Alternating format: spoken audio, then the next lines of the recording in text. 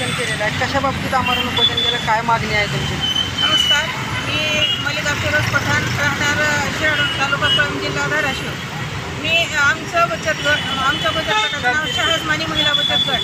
आम्ही 10 वर्षापासून मीटर रिडिंगचं काम करत होतो. 10 वर्ष काम केल्यानंतर 2020मध्ये कोरोना काळामध्ये महावितरणने ई निविदा काढली आम्हाला पूर्वकल्पना न देता. आणि आम्ही नंतर कोरोना काळ संपल्यानंतर वारंवार ऑफिसला चक्रा मारल्या तर आम्हाला कुठलाही रिस्पॉन्स दिला नाही. 28 फेब्रुवारी 2023 रोजी आम्ही उपोषण केलं होतं. त्यावेळेस आम्हाला महावितरणनं लेखी आश्वासन दिलं की आम्ही तुम्हाला 8 दिवसाच्या आत काम देऊ. नंतर आम्ही वारंवार चक्रा केल्या असता आम्हाला ऑफिसमधून माहिती दिली गेली की आपलं काम वरिष्ठांना दिलेलं आहे आणि वरिष्ठांनी कळवल्यानंतर आपल्याला ऑर्डर भेटेल. वारंवार चक्रा केल्या. आम्ही मुंबईला पण जाऊन आलो. मुंबईच्या अधिकाऱ्यांनी सांगितलं ते आमच्याकडे नाही. आम्हाला टाळाटाळीची भाषा MSCB करत आहे.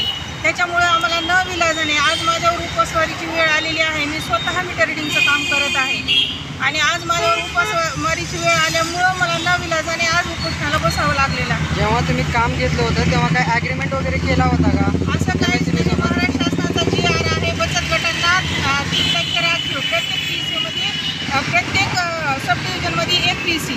तर तसं आमच्या कळंब तालुक्यामध्ये आमचं एक शिराडोण गावामध्ये 23 गावं आहेत. ते एक पूर्ण PCने काम करत होते.